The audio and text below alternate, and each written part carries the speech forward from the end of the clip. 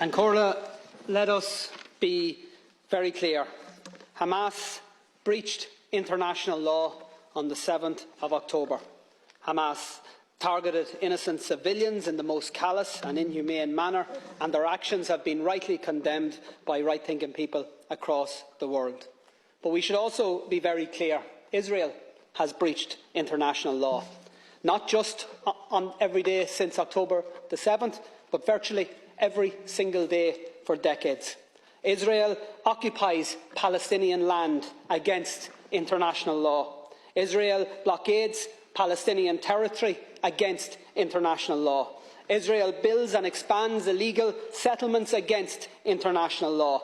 Israel enforces an apartheid system that restricts the movements of Palestinians and denies their fundamental rights against international law. And Israel regularly and systematically attacks and kills Palestinian civilians against international law. So the question that must be answered by all of us in political life is this: how does the world respond to flagrant abuses of international law?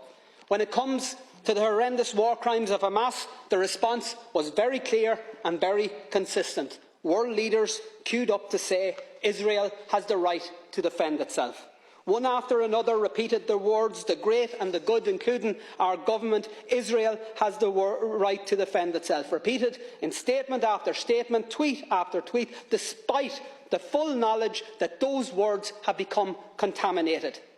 The words "Israel has the right to defend itself" means in practice that Israel takes that right as licence to bombard civilians, to bomb schools, hospitals and other civilian infrastructure, and it has now been taken as licence to enforce the displacement of 1 million people from one end of an open-air prison to another, to deny food, energy, medical supplies to a besieged civilian population, to actually deny them water, to ensure that children, the sick, the disabled, the elderly will literally die of thirst.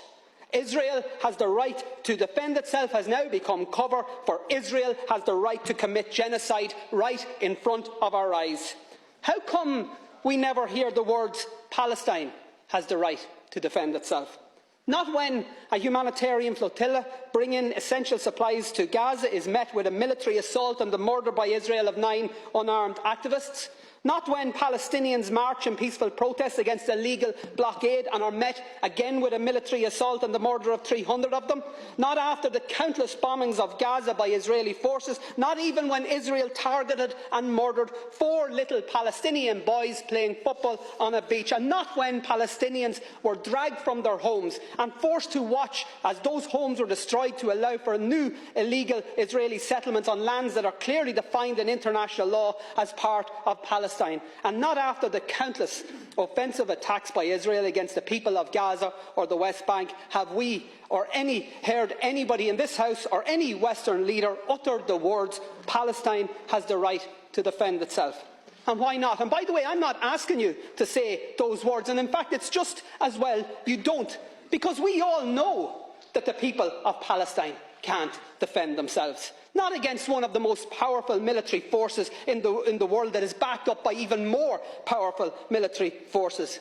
The truth is that the people of Palestine, just like the innocent people of Israel, don't need the international community to tell them that their leaders have the right to inflict more bombings, more pain, more suffering.